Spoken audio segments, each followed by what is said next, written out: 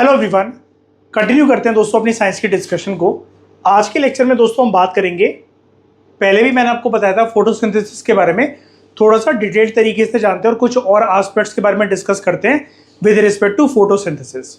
Photosynthesis, जिसको हिंदी में प्रकाश संश्लेषण कहते हैं, ये एक ऐसी प्रक्रिया होती है, ऐसा प्रोसेस होता है जिसके थ्रू प्लांट्स जो हैं वो अपना खाना बनाते हैं। और ये वाला जो प्रोसेस होता है ये प्लांट्स की पत्तियों में होता है, ग्रीन लीव्स में होता है।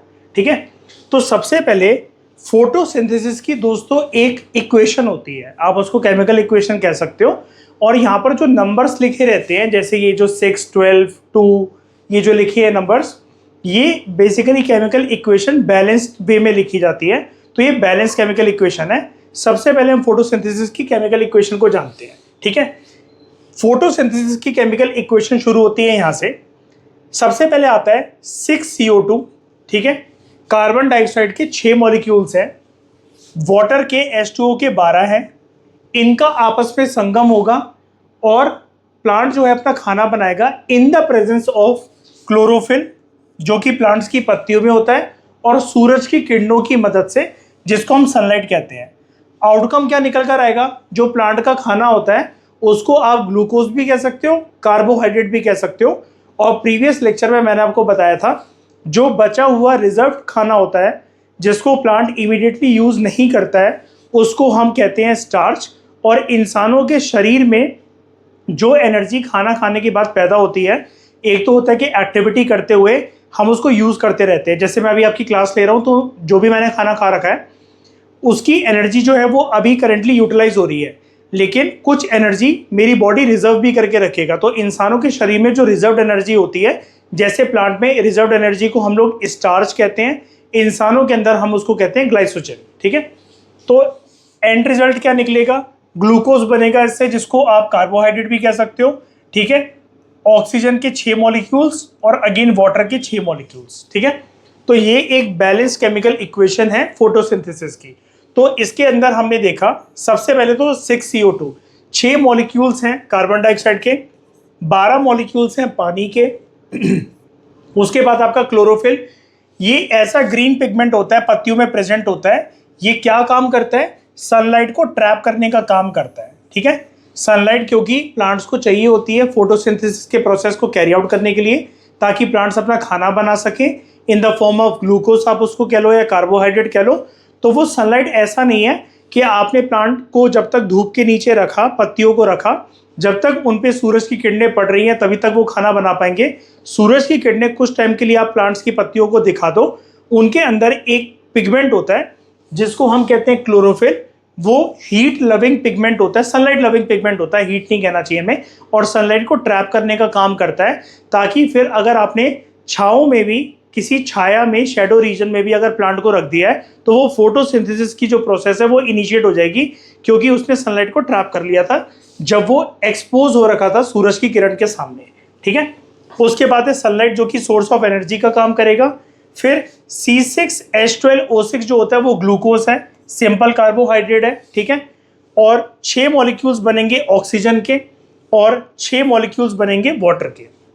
ये तो आपने समझ लिया कि केमिकल इक्वेशन कैसे बैलेंस्ड होती है फोटोसिंथेसिस के प्रोसेस में, कौन कौन से रिएक्टेंट्स होते हैं लेफ्ट हैंड साइड पे, और राइट हैंड साइड पे कौन कौन से प्रोडक्ट्स निकल कर आते हैं। ठीक है, तो अब हम जानते हैं कि फोटोसिंथेसिस एग्जैक्टली है क्या। फोटोसिंथेसिस दोस्तों एक ऐसा प्रोसेस होता है जिसके थ्रू ग्रीन प्लांट्स, कीवर्ड पर ध्यान देना, सिर्फ ग्रीन पौधों की यहाँ पर बात हो रही है, हरे भरे प्लांट्स की, वो अपना खाना खुद से बना पाते हैं। किस किस चीज का इस्तेमाल करके? एक है कार्बन डाइऑक्साइड, दूसरा है पानी, तीसरा सूरज की किरण, और चौथा क्लोरोफिल, जो कि सनलाइट को ट्रैप कर लेता है। जो फूड प्रोड्यूस होता है प्लांट का, उसको आप कार्बोहाइड्रेट कह लो या ग्लूकोज कह लो, बात एक ही है। प्लांट के खाने को कार्बोहाइड्रेट भी बोल सकते हो आप, ग्लूकोज भी बोल सकते हो। जो बचा हुआ रिजर्व खाना होता है उसको हम स्टार्च बोलते हैं। ठीक है, तो फोटोसिंथेसिस एक ऐसा प्रोसेस होता है जिसके थ्रू ग्रीन प्लांट्स कन्वर्ट करते हैं कार्बन डाइऑक्साइड को और वाटर को। किस चीज के अंदर कन्वर्ट करते हैं? यानी कि इसका यूज कर रहे हैं प्लांट्स, कार्बन डाइऑक्साइड और वाटर का। तो यहाँ पर कार्बन डाइऑक्साइड और ये जो वाटर है, ये क्या हो गया? ये हो गया आपका रिएक्टेंट्स। ठीक है, केमिस्ट्री में हम इसको रिएक्टेंट्स बोलते हैं, क्योंकि केमिकल इक्वेशन लिख रखी है। रिएक्टेंट्स जब भी मर्ज होते हैं या उनका आपस में कोई तालमेल होता है, उससे जो एंड रिजल्ट निकल कर आता है, जो भी चीज बनकर निकल कर आती है, जो आउटकम निकल कर आता है, उसको हम कहते हैं प्रोडक्ट्स। ये राइट हैंड साइड पे ये जो भी चीजें हैं ये हैं आपके प्रोडक्ट्स, ठीक है। तो ग्रीन प्लांट्स ने क्या करा, CO2 को और H2O को यूज करा, रिएक्टेंट्स हैं ये दोनों। प्रोडक्ट क्या निकल कर आएगा, कार्बोहाइड्रेट्स, ठीक है। और कार्बोहाइड्रेट्स यहाँ पर ग्लूकोज को बोला जा रहा है, C6H12O6। इसके अलावा 6 मॉलिक्यूल्स ऑक्सीजन के और 6 मॉलिक्यूल्स वाटर के, ठीक है। और ये जो कार्बोहाइड्रेट्स है, ठीक है, ये जो खाना बना ये कैसे बना, क्योंकि ये प्रोसेस जो हो पाता है यहाँ पर अगर आप ध्यान से देखो, क्लोरोफिल और सनलाइट की मदद से हो पाता है, ठीक है। तो जो क्लोरोफिल होता है प्लांट्स की पत्तियों में, उसके पास एक एबिलिटी होती है कि वो सनलाइट को ट्रैप कर लेता है। फिर ये फोटोसिंथेसिस का यानी कि फूड मेकिंग का जो प्रोसेस होता है, सिंपली फोटोसिंथेसिस कुछ भी नहीं होता, बचपन से जो हमें इतना टेक्निकल टर्म बताया जाता है, खाना बनाने का एक प्रोसेस होता है प्लांट्स का, ठीक है। तो वो क्लोरोफिल जो है उसने सनलाइट को ट्रैप करा और खाना बनाने का प्रोसेस चल पड़ता है। खाना जो बनकर निकल कर आता है वो ग्लूकोज, इसके अलावा 2 प्रोडक्ट्स और निकल कर आते हैं, एक ऑक्सीजन और एक पानी, ठीक है। और उसी ऑक्सीजन को फिर एनिमल्स और ह्यूमन बींग्स जो है वो इनटेक करते हैं।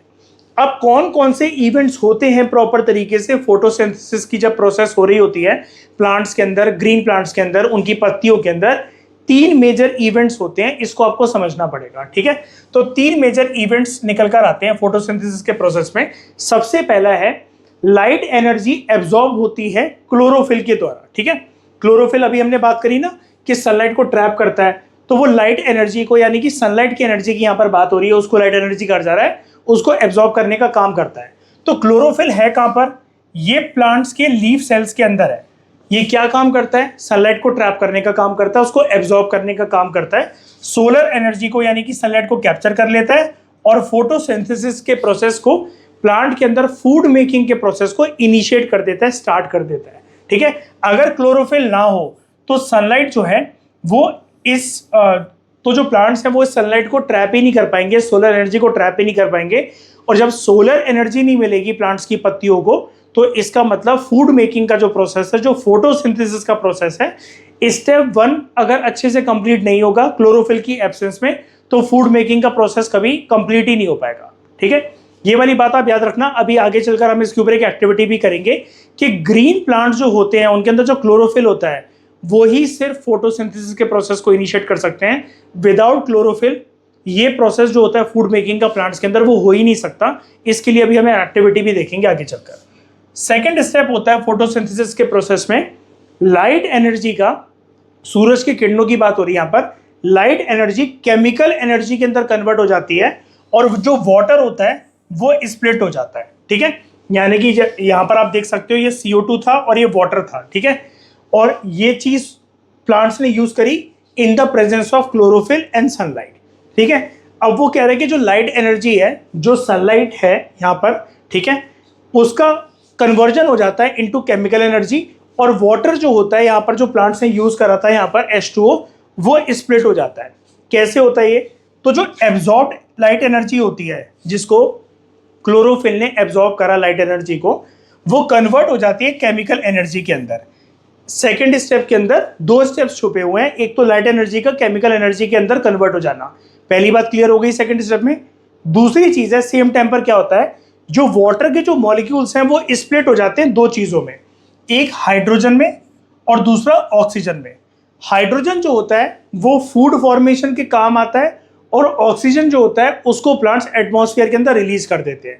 जो एटमॉस्फेयर प्लांट्स रिलीज करते हैं वो जो है हम इंसान और जानवर जो है वो यूज करते हैं ब्रीदिंग के प्रोसेस में। We intake oxygen and release CO2, और प्लांट CO2 को यूज कर रहे हैं और वाटर को यूज कर रहे हैं अपना खाना बनाने के लिए, ठीक है। तो यहाँ पर ये जो वाटर का मॉलिक्यूल था H2O के नाम से, ये स्प्लिट हो गया एक तो हाइड्रोजन में, जो कि प्लांट के फूड फॉर्मेशन में काम आएगा। यानी कि आप इससे एक और चीज इंटरप्रेट कर सकते हो कि हाइड्रोजन जो है वो मदद करता है जो मॉलिक्यूल H2O से टूटा, जैसे अगर आप इसको H2O को खुद से भी तोड़ो तो 2 मॉलिक्यूल्स हैं यहाँ पर हाइड्रोजन के, और ऑक्सीजन को हम O2 कहते हैं, ठीक है। तो यहाँ पर आपने H अलग कर दिया और O अलग कर दिया, तो ये जो हाइड्रोजन जो फॉर्म हुआ, ये प्लांट्स जो है इसको यूज करेंगे अपना खाना बनाने के लिए ऑक्सीजन जो निकल कर आएगा, जो H2O से जो O2 टूटेगा, वो जो है एटमॉस्फेयर में रिलीज हो जाएगा, जिसको इंसान और जानवर यूज करेंगे ब्रीदिंग के प्रोसेस में। ठीक है, तो ये टूट गया H2O into H2 and O2। और इस प्रोसेस को, ये जो स्प्लिटिंग ऑफ वाटर वाली जो चीज हुई कि H2O का टूटना into hydrogen molecule and oxygen molecule, इसको हम कहते हैं फोटोलाइसिस ऑफ वाटर।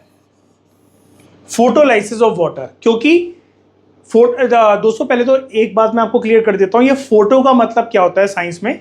फोटो का मतलब होता है, ये फोन से खींचने वाली फोटो की बात नहीं हो रही है, कोई भी ऐसी चीज जिसके लिए आपको सनलाइट चाहिए होती है उसको हम फोटो कहते हैं।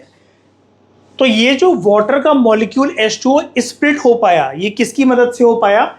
लाइट एनर्जी की मदद से। लाइट एनर्जी कन्वर्ट हो गई केमिकल एनर्जी में, और उसी जो सूरज की किरणें जो पड़ी, उसी लाइट एनर्जी की मदद से ये H2O स्प्लिट हो गया इनटू हाइड्रोजन एंड ऑक्सीजन।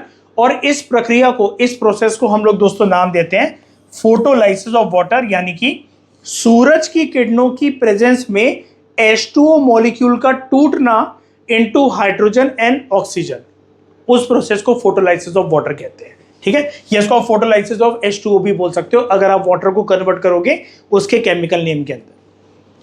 तीसरा स्टेप होता है, फाइनल स्टेप होता है फोटोसिंथेसिस के प्रोसेस में, कार्बन डाइऑक्साइड जो है वो रिड्यूस हो जाता है इनटू कार्बोहाइड्रेट्स। अब यहां पर दोस्तों वर्ड लिखा हुआ है reduction, reduction of carbon dioxide into carbohydrates. तो रिडक्शन का क्या मतलब है? जैसे कार्बोहाइड्रेट जो है वो प्लांट का खाना बन गया, कार्बोहाइड्रेट्स बन गया। ठीक है, तो इसका मतलब क्या है रिडक्शन का? क्या इसका मतलब कंप्रेस होना है या साइज में कम हो जाना है? तो देखो साइंस के अंदर रिडक्शन का ये मतलब होता है एडिशन।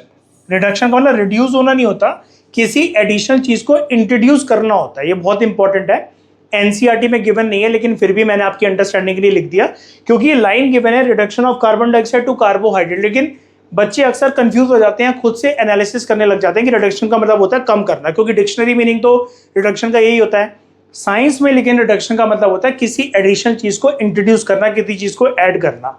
तो रिडक्शन का मतलब ये है यहाँ पर ऐड हो रहा है हाइड्रोजन कार्बन डाइऑक्साइड के साथ, और कार्बन डाइऑक्साइड आप ऐसा भी बोल सकते हो कि वो कंबाइन हो रहा है हाइड्रोजन के साथ, यानी कि CO2 जो है वो हाइड्रोजन के साथ जो है वो कंबाइन हो गया। इसको हम रिडक्शन का प्रोसेस कहते हैं।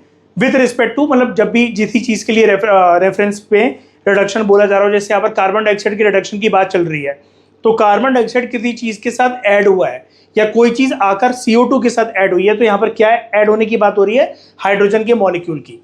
जब ये CO2 और हाइड्रोजन का संगम होता है, इससे प्लांट का खाना बनता है, जिसको हम कार्बोहाइड्रेट कहते हैं, या जिसको आप ग्लूकोज भी कह सकते हो, या सिंपल भाषा में आप प्लांट का इसको फूड भी कह सकते हो। ठीक है, तो यहां पर अगर आप इसको देखो, जो CO2 है, कार्बन डाइऑक्साइड है, वो हाइड्रोजन के साथ सबसे पहले तो देखो मर्ज हुआ। जैसे ही वो मर्ज हुआ, यानी कि उसका रिडक्शन हुआ, एडिशन हुआ, ठीक है, वो बन गया ग्लूकोज के अंदर, कन्वर्ट हो गया C6H12O6, जो हमने यहाँ पर केमिकल इक्वेशन की बात करी थी। और इसी ग्लूकोज को आप अलग अलग नामों से बोल सकते हो। ये प्लांट का खाना भी है, ये कार्बोहाइड्रेट भी है। जितना प्लांट इसको यूज कर लेंगे वो ठीक है, जो बचा लेंगे उसका फिर नाम हो जाएगा स्टार्च।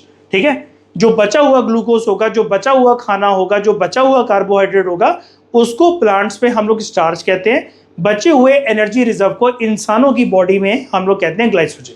ठीक है, अब सवाल ये उठता है दोस्तों, ये जो फोटोसिंथेसिस का प्रोसेस है सभी प्लांट में, क्या ऐसे ये स्टेप बाय स्टेप चलता है कि सबसे पहले लाइट एनर्जी जो है वो एब्जॉर्ब होती है प्लांट में, जो क्लोरोफिल है, ग्रीन कलर का जो पिगमेंट है, उसकी मदद से, फिर लाइट एनर्जी केमिकल एनर्जी के अंदर कन्वर्ट होती है, और उसके बाद वाटर जो है वो स्प्लिट होता है इनटू हाइड्रोजन और ऑक्सीजन। तीसरा स्टेप है कार्बन डाइऑक्साइड का रिडक्शन होता है, यानी कि वहां पर किसी चीज का एडिशन होता है, और यहाँ पर किस चीज का एडिशन हो रहा था? हाइड्रोजन का, और वो फिर प्लांट का खाना बना देता है ऑटोमेटिकली। कार्बोहाइड्रेट बोल लो आप उसको, प्लांट का फूड बोल लो, या फिर ग्लूकोज बोल लो। तो क्या सवाल ये उठता है, क्या फोटोसिंथेसिस का प्रोसेस हमेशा इसी ऑर्डर में होता है कि पहले स्टेप 1 होगा, स्टेप 2 होगा, उसके बाद ही स्टेप 3 होगा, जिसके अंदर प्लांट का ग्लूकोज बन रहा है, खाना बन रहा है? तो देखो दोस्तों, इसका आंसर है जरूरी नहीं है कि दुनिया भर में जितने भी पेड़ पौधे हैं, जो भी पेड़ पौधों की कैटेगरी में आते हैं ग्रीन प्लांट्स, सब में ये फोटोसिंथेसिस का जो प्रोसेस है वो ऐसी स्टेप बाय स्टेप फॉलो होता हो, ऐसा बिल्कुल भी ज़रूरी नहीं है। ठीक है, तो यहाँ पर मैंने एक सवाल लिखा है आपके लिए कि do these steps occur one after another, और ये सब कुछ एनसीईआरटी के बेस पर है। ठीक है, तो कंफ्यूज मत होना, कोई भी एक्स्ट्रा चीज़ नहीं है, बस समझाने के लिए मैंने कुछ एक्स्ट्रा चीज़ें लिखी हुई हैं ताकि आपको और क्रिस्टल क्लैरिटी के साथ वो टॉपिक समझ में आए जिसके बारे में एनसीईआरटी ने ज़्यादा बात नहीं कर रखी है। ठीक है, तो ये जो स्टेप्स हैं they need not take place. आगे ना आंसर कि ये ज़रूरी नहीं है कि ऐसा एक के बाद एक ही इमीडिएटली होंगे। अब एक्सेप्शंस है, यानी कि इसका मतलब फोटोसिंथेसिस का प्रोसेस प्लांट्स में होता है लेकिन इसी स्टेप्स में होगा ऐसा ज़रूरी नहीं है। There are some exceptions. Exceptions के तौर पर दोस्तों हम एग्जाम्पल डिस्कस करते हैं, रेफरेंस के लिए लेते हैं डेजर्ट प्लांट्स को। कुछ जो प्लांट्स होते हैं इस फोटोसिंथेसिस की प्रक्रिया को अलग तरीके से परफॉर्म करते हैं। एग्जाम्पल है इसका डेजर्ट प्लांट्स। रेगिस्तान में पाए जाने वाले जो कुछ प्लांट्स होते हैं, जैसे फॉर एग्जाम्पल आप बात कर लो कैक्टस की, है ना, कैक्टस को तो आप जानते ही हो जिसमें कांटे होते हैं, तो वो वाटर लॉस को बेसिकली अवॉइड करता है। तो कैक्टस फंक्शन कैसे करता है हम देखते हैं। डेजर्ट प्लांट जो है वो अपना पानी बचाते हैं क्योंकि उनको पता है कि रेगिस्तान में उनको पानी मिलेगा नहीं। इसी रीजन की वजह से उनके थिक क्यूटिकल्स, थिक लीव्स होते हैं। ठीक है, स्ट्रक्चर्स को हम क्यूटिकल्स कहते हैं, जहां पर पानी को वो बचाते हैं, कंजर्व करते हैं कि इतनी ईजिली उनकी लीव्स में से जो वाटर है वो इवेपोरेट नहीं होना चाहिए, जिसको हम साइंस की भाषा में कहते हैं ट्रांसपिरेशन का प्रोसेस। मैंने आपको कुछ लेक्चर्स पहले बताया था कि इंसानों के अंदर जैसे जो इवेपोरेशन का जो प्रोसेस होता है, हमारे स्किन के थ्रू जो है पसीना बाहर निकलता है, डेजर्ट प्लांट्स वगैरह या कुछ प्लांट्स के अंदर या बेसिकली प्लांट्स के अंदर जो पानी जो लूज हो रहा होता है, जैसे इवेपोरेशन को अगर आप प्लांट्स की भाषा में बोलोगे तो उसको हम ट्रांसपिरेशन कहते हैं। ये वाली चीज जो होती है ये डेजर्ट प्लांट्स के अंदर पानी जो है वो इतना इजीली लूज ना हो पाए, इसके लिए ये लोग एक स्पेशल मैकेनिज्म अपनाते हैं। ठीक है, क्या होता है रात के समय में ये जो डेजर्ट प्लांट्स होते हैं जैसे कैक्टस, ये ना CO2 को एब्जॉर्ब कर लेते हैं, कार्बन डाइऑक्साइड को एब्जॉर्ब कर लेते हैं। ठीक है, और उसके बाद ये एक इंटरमीडिएट प्रिपेयर कर देते हैं। अब देखो एनसीईआरटी ने ना सिर्फ ये इंटरमीडिएट वर्ड बोल रखा है कि दे प्रिपेयर एन इंटरमीडिएट, लेकिन हमें बता नहीं रखा ये इंटरमीडिएट का मतलब क्या है, क्या प्रिपेयर कर लेते हैं। सिर्फ उन्होंने एक वर्ड दे रखा है इंटरमीडिएट। इंटरमीडिएट दोस्तों ना कोई एक्चुअली इसका कोई मीनिंग नहीं होता है। इंटरमीडिएट का मतलब होता है वो एक स्पेशल चीज प्रिपेयर कर लेते हैं। अब आपको वो स्पेशल चीज पता तो होनी चाहिए, और वो क्यों प्रिपेयर कर रहे हैं और उस स्पेशल चीज का नाम क्या है, इसके बारे में एनसीईआरटी ने कुछ भी नहीं बोला हुआ है, बस ये इंटरमीडिएट बोलकर छोड़ दिया है। मैं आपको बताता हूँ, रात के समय में सबसे पहले तो आपने इतना समझा कि जो डेजर्ट प्लांट्स हैं वो CO2 को एब्जॉर्ब कर रहे हैं, वो एक इंटरमीडिएट एक चीज प्रिपेयर कर रहे हैं, और वो चीज क्या है, वो एक ऑर्गेनिक एसिड प्रिपेयर करते हैं। और पर्टिकुलरली जो डेजर्ट प्लांट्स जो ऑर्गेनिक एसिड प्रिपेयर करते हैं उसका नाम होता है मैलिक एसिड। ठीक है, CO2 को जो उन्होंने इनटेक करा रात के समय में, ठीक है, एब्जॉर्ब करा, रात में उन्होंने CO2 को बचा के रख लिया। ये CO2 देखो, अगर आप ध्यान से देखो, CO2 और पानी मिलकर फोटोसिंथेसिस का प्रोसेस कैरी आउट करते हैं। लेकिन फोटोसिंथेसिस के लिए दोस्तों एक रूल ये है, सिर्फ CO2 और पानी के होने से कुछ नहीं होगा, क्लोरोफिल और सूरज की किरणों का होना जरूरी है।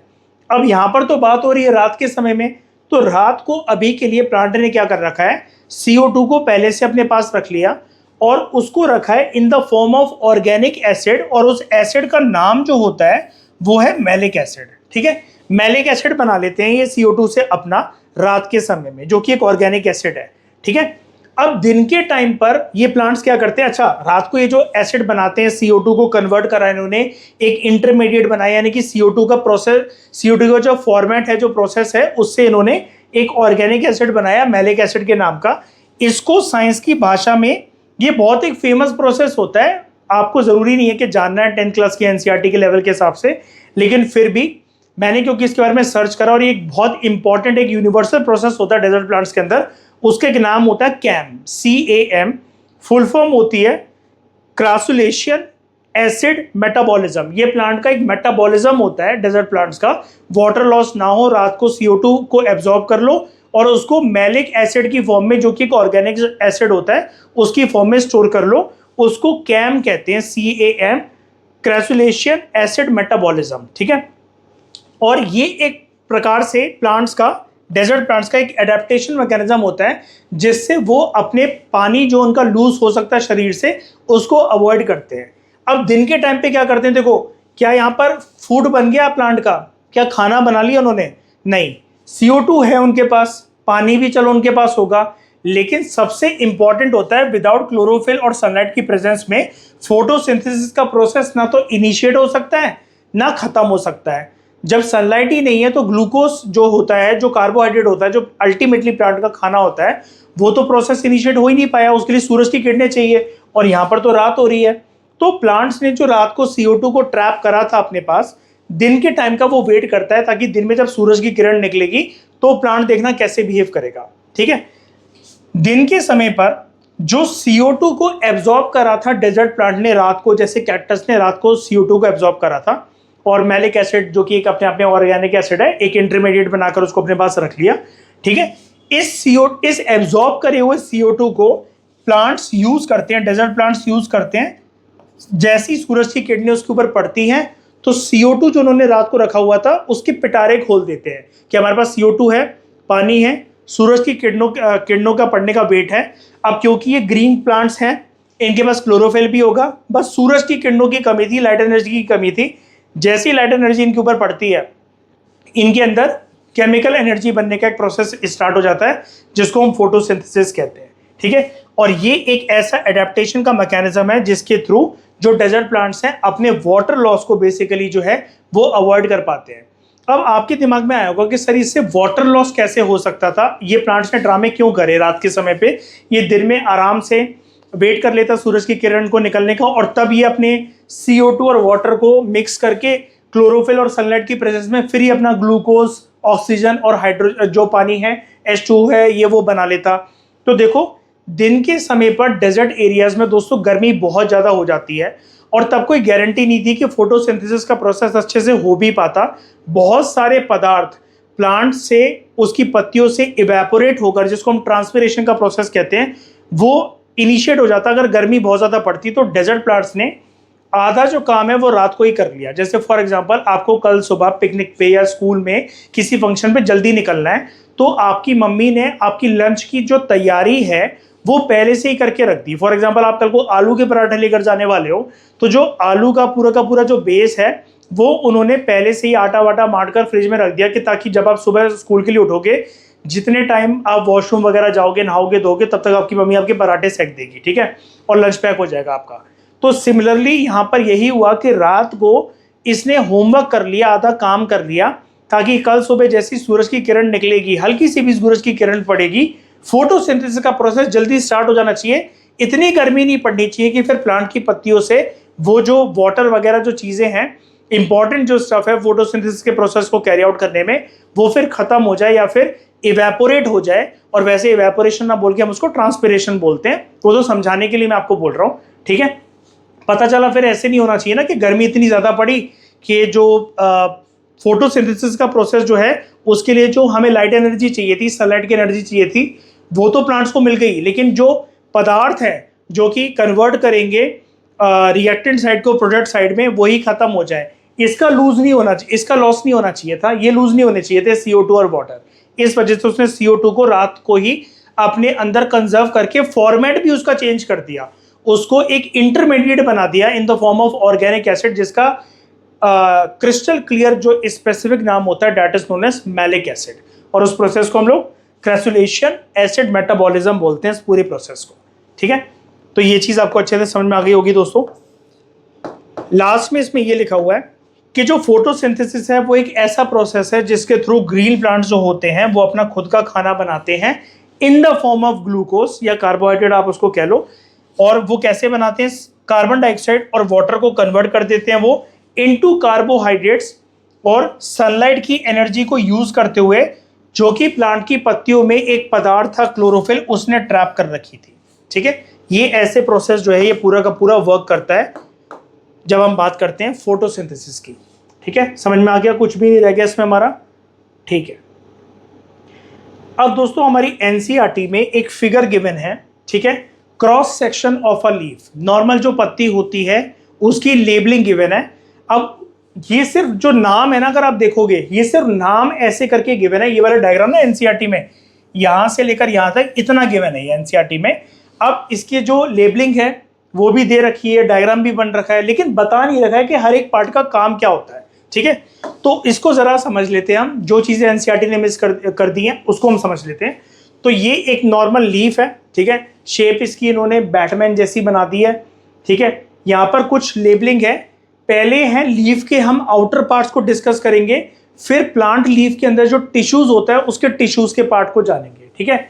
आउटर एंड पर आपको क्या क्या दिख रहा है, यहाँ पर एक आपको दिख रहा है, यहाँ पर एक पार्ट है जिसका नाम है मिडरिप, फिर है लेमिना जिसको हम लीफ ब्लेड बोलते हैं, फिर जैसे हमारी हाथ की नसें होती हैं वैसे प्लांट पर भी ये साइड से जो वेन्स दिख रही होती हैं जो कि नसों की तरह दिख रही होती है उसको हम वेन्स कहते हैं नॉर्मली, ठीक है।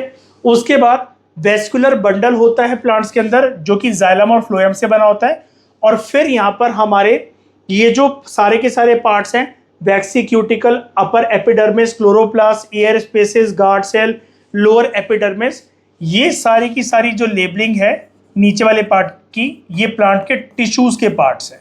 ऊपर वाला जो इसका आउटर स्ट्रक्चर है पत्ती का, प्लांट के लीफ का और जो है ये आउटर स्ट्रक्चर है, मिडरिप, लेमिना जिसका नाम लीफ ब्लेड भी है, वेन्स, वेस्कुलर बंडल जिसके अंदर जाइलम फ्लोएम आता है, और प्लांट के टिश्यूज के पार्ट्स हैं ये सारे waxy cuticle, upper epidermis, lower epidermis, guard cell, air spaces और क्लोरोप्लास्ट, ठीक है।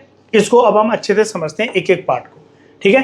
तो एक्सटर्नल पार्ट जो होते हैं प्लांट की पत्तियों के, उसके अंदर सबसे पहले आपको यहाँ पर दिख रहा है मिडरिप, ठीक है।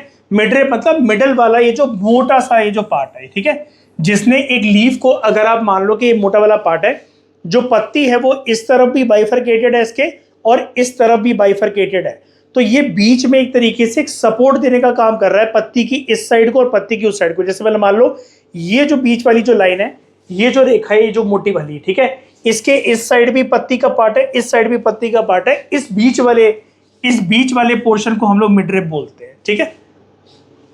तो मिडरिप जो है ये एक थिक सेंट्रल वेन है, ये भी एक नस है, ये भी एक नस है। वेन मतलब मैंने आपको बताया जैसे हमारी नसें होती हैं, ये भी प्लांट की पत्तियों में एक तरीके से आप इसको, हमारी जो नसें होती हैं वैसे आप इमेजिन कर लो, ये थिक सेंट्रल वेन है प्लांट की पत्ती में जिसको हम लोग मिडरिप बोलते हैं।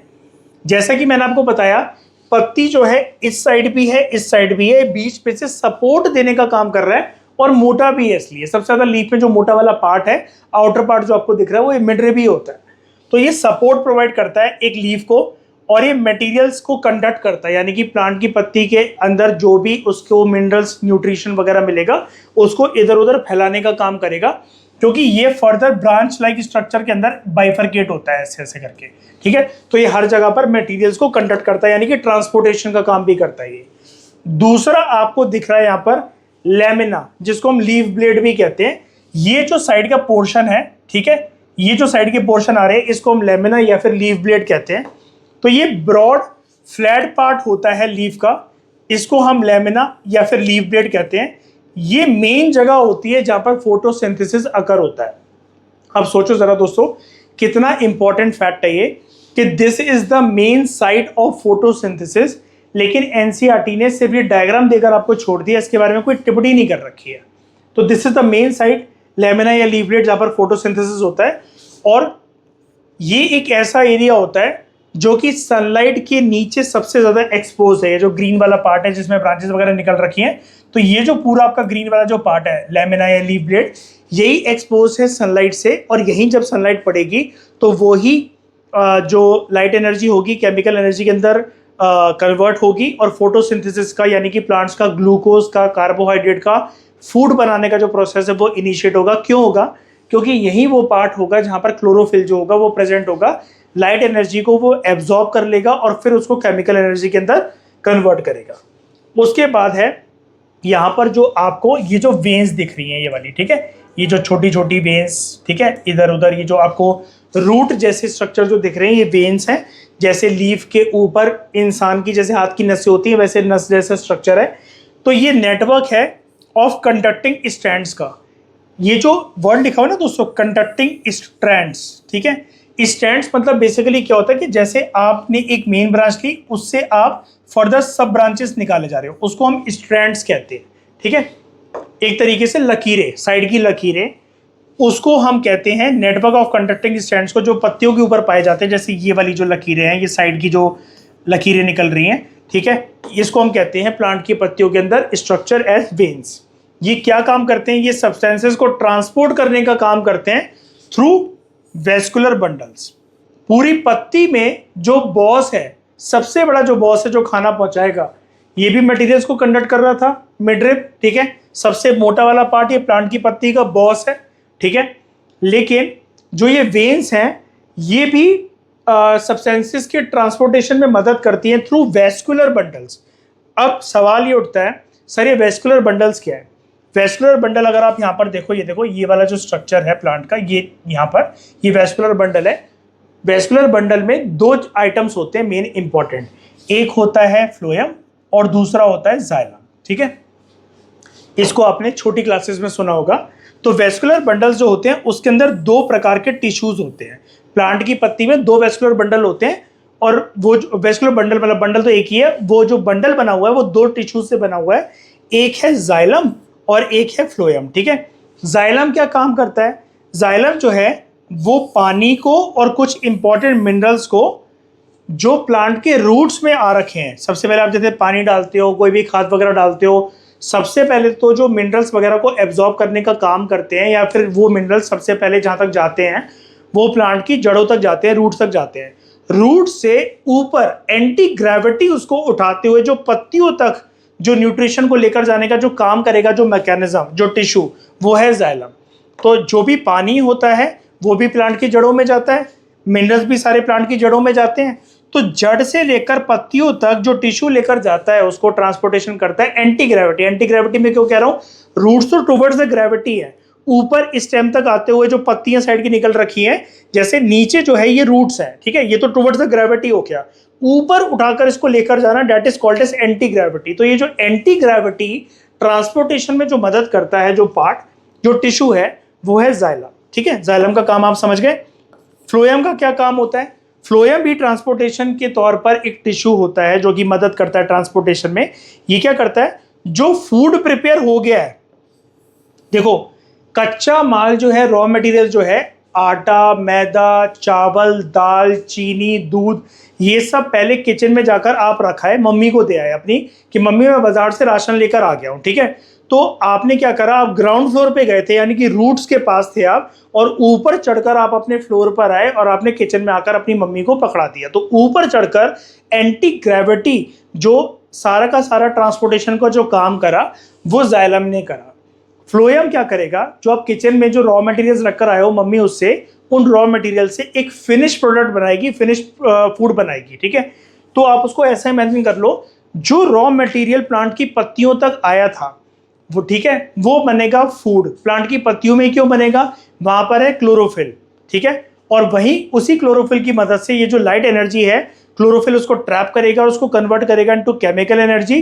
रिजल्ट निकल कर आएगा इन the form of glucose, carbohydrate, या जिसको आप प्लांट का फूड भी कह सकते हो। तो जो खाना यहाँ से प्रिपेयर हो गया है, मम्मी आवाज देगी आपको किचन से, खाना बन गया, सब लोग अपनी अपनी प्लेटें ले जाओ, मैंने प्लेटें लगाकर रख दी हैं, तो वो फिर प्लांट्स के अदर पार्ट्स में जाएगा, ठीक है।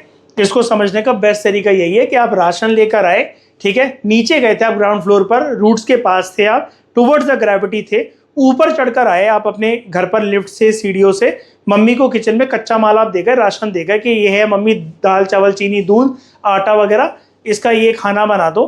तो वहां पर रूट से होते हुए पत्तियों तक आ गया। पत्ती मतलब प्लांट्स की किचन है, और यहाँ पर किचन के अंदर जो खाना जो बन गया, ठीक है, जो प्रिपेयर्ड फूड है पत्तियों में बना, वो अब दूसरे पार्ट्स में जाएगा, यानी कि दूसरे कमरों में जाएगा बटने के लिए आपके घर में। तो ये काम होता है फ्लोएम का। आई होप आपको एक क्लैरिटी मिल गई होगी। तो ये दोस्तों हमने समझे प्लांट के पत्तियों के आउटर पार्ट, ठीक है, मिडरिप से होते हुए, वेस्कुलर बंडल से होते हुए वेन्स और लेमिना, जिसको हम लीफ ब्लेड भी बोलते हैं।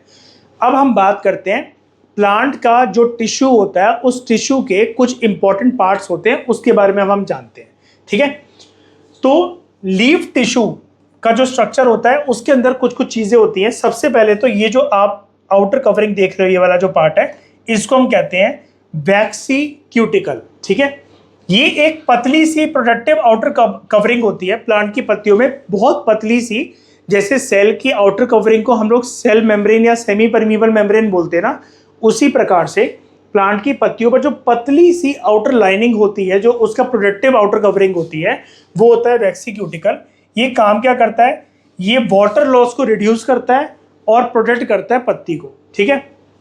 उसके बाद आप यहाँ पर देखोगे ये वैक्सी क्यूटिकल था। उसके बाद है यहाँ पर आपका अपर एपिडर्मिस, ये वाला जो पार्ट है, ये जो बक्सा सा बन रखा है रेक्टेंगल सा, ये है आपका अपर एपिडर्मिस। ये एक अपर प्रोटेक्टिव लेयर होती है प्लांट की पत्तियों की। ये इंटरनल टिश्यूज को प्रोटेक्ट करता है और ये अलाउ करता है लाइट पेनिट्रेशन को, कि सूरज की जो किरणें हैं अंदर इसके घुस सके, ये परमिशन देने का काम करता है। ऊपर की साइड की प्रोटेक्टिव लेयर है ये, ठीक है।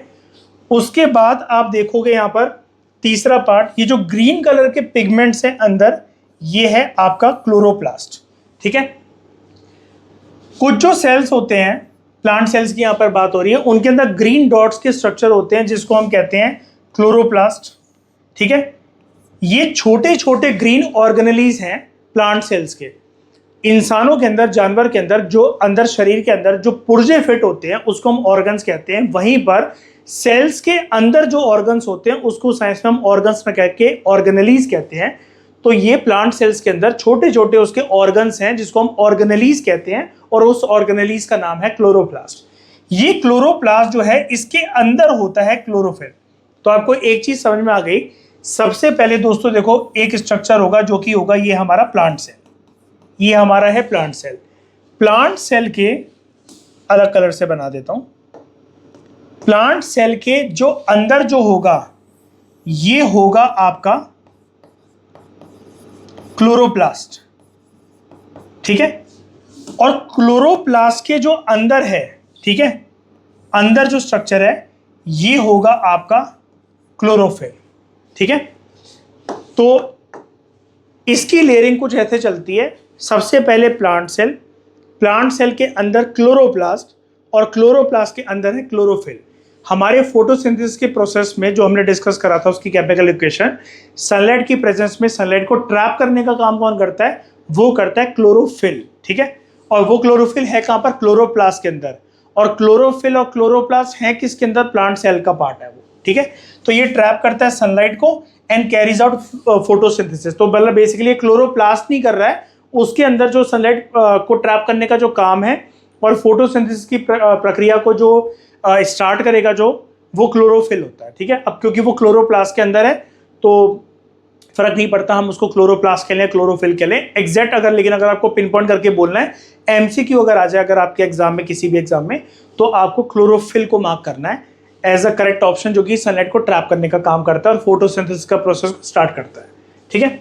उसके बाद अगर आप यहाँ पर देखो, ये कुछ गैप्स अवेलेबल हैं। जैसे यहाँ पर एक गैप है, ये इतना गैप खाली है, यहाँ पर एक गैप है, ये गैप है, ये है एयर स्पेसेस, ठीक है। यानी कि जो प्लांट के टिश्यूज को अगर आप दूर से देखो ना, जो पूरा पार्ट है ये इंटैक्ट नहीं है, चिपका नहीं हुआ है, बीच बीच में खुली खुली थोड़ी थोड़ी सी खाली खाली जगह भी है।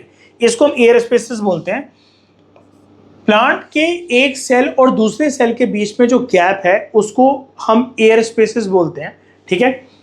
इससे जो गैसियस एक्सचेंज है, गैसेस की जो मूवमेंट है, जैसे CO2 और ऑक्सीजन का बाहर जाना एटमॉस्फेयर के अंदर और CO2 का यूज होना प्लांट्स के द्वारा, ठीक है, वाटर की प्रेजेंस में, ताकि फोटोसिंथेसिस की जो प्रोसेस है वो इनिशिएट हो सके सनलाइट और क्लोरोफिल को मिलाकर।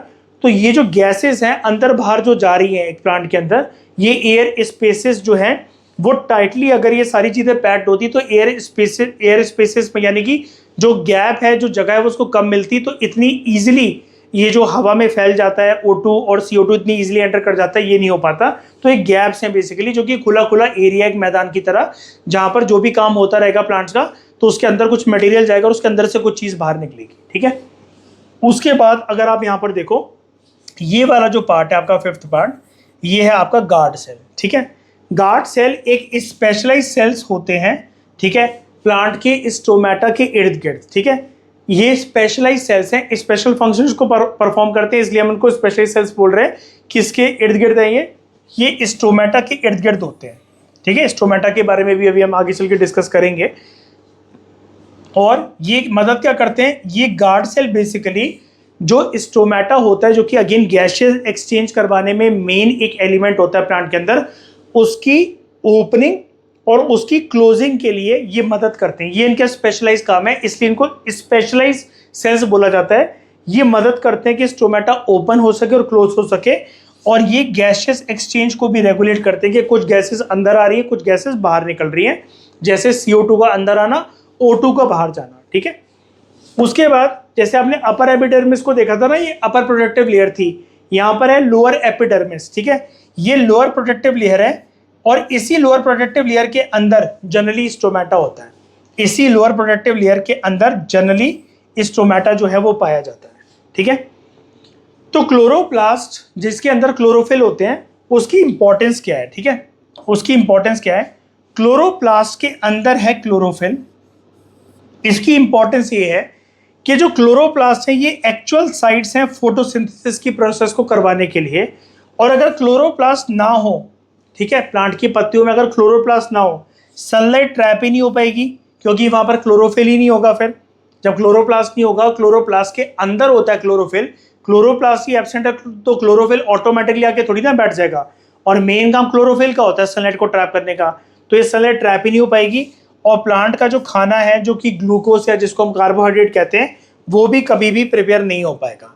ठीक है, तो ये जो कंप्लीट डायग्राम और इसके जो पार्ट्स हैं जो हमने सीखे यहाँ पर, ये हमें एक लीफ के इंटरनल स्ट्रक्चर को बताते हैं। आउटर स्ट्रक्चर भी मैंने आपको वैसे बता दिया, मिडरिप, लैमिना, लीफ ब्लेड, कैलोस्को, वेन्स और वेस्कुलर बंडल, फ्लोएम, जाइलम। ठीक है, ये हमें ये दिखाते हैं कि कैसे हर एक पार्ट एक बहुत इंपॉर्टेंट फंक्शन परफॉर्म करता है फोटोसिंथेसिस के प्रोसेस में और मटेरियल्स की ट्रांसपोर्टेशन में। ठीक है, तो आई होप ये चीज़ आप अच्छे से समझ गए होंगे। और भी कुछ इंपॉर्टेंट चीज़ें दोस्तों हम उसके बारे में जानेंगे अगले लेक्चर में। इस डिस्कशन में दोस्तों फिलहाल इतना ही। Thank you very much for discussion.